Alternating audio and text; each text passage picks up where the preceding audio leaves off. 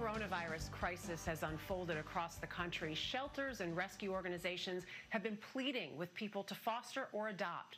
The response has been fast and furious. In fact, the ASPCA says it's experienced a 70% increase in the number of fosters in both its Los Angeles facilities and here in New York. It's one of the uplifting stories that we are seeing during these trying times, and a win-win whether you've got 2 legs or 4. Good job, Millie. Good, nice slow walk. Good girl, nice and slow. When the pandemic forced them to work from home, Carly Spark and Tom Ferrick decided the time was right to get a dog. You set out to foster. How long did it take before you knew you wanted to adopt her? A little funny story. 48 hours, really. I knew almost right away that I wanted to keep her. She just wanted so much love, and I really took to her, and it wound up working out that we adopted her the next day. 6-year-old Millie has made herself right at home, and her new family couldn't be happier. It helps provide a little bit of a routine and a schedule for us and kind of keep us on track. It gives you something to focus on and gives you a purpose.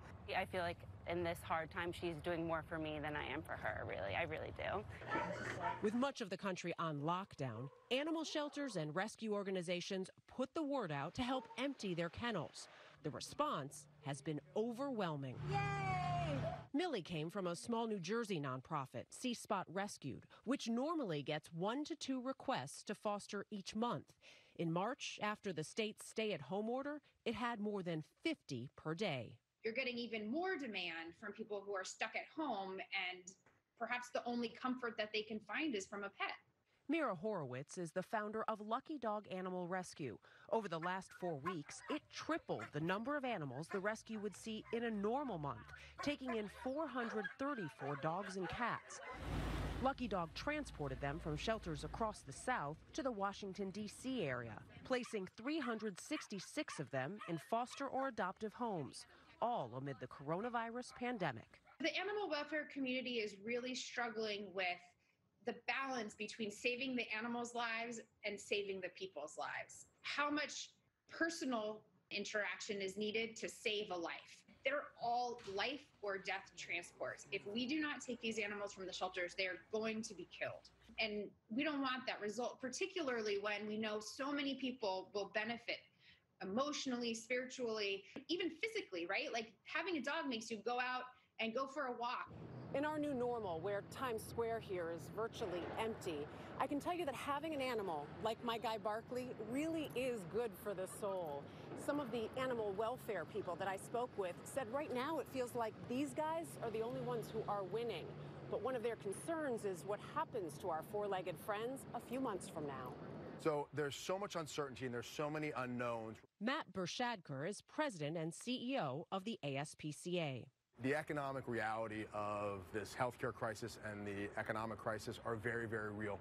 And it's absolutely concern about increased surrenders and abandonment. To help, the ASPCA created a $5 million rescue and relief fund with 2 goals: keeping shelters afloat if donations dry up, and assisting struggling pet owners with food distribution. More people will need help caring for their pets and keeping those pets in the home. That's the idea behind providing these supplies, not only to keep that bond in place in times of crisis when people rely on their animals for psychological support, but to keep those animals out of the shelter. Good job. Keeping families together, like Carly, Tom, and Millie, who in a little more than a week formed what the animal rescue world calls a fur-ever home. I know a lot of people in the rescue world will say, when we go out to rescue a dog, you pick your dog, you save them. But the other side of it is the dog saves you in some way. Do you guys feel that already? I definitely Definitely. do. Carly wakes up every day and says, I don't know what I would do without this dog right now. The whole idea of having a purpose and something to focus your energy on during this time has been really wonderful. It's so nice to see how much she loves him. She is definitely a daddy's girl. She loves him so much, so it's been awesome.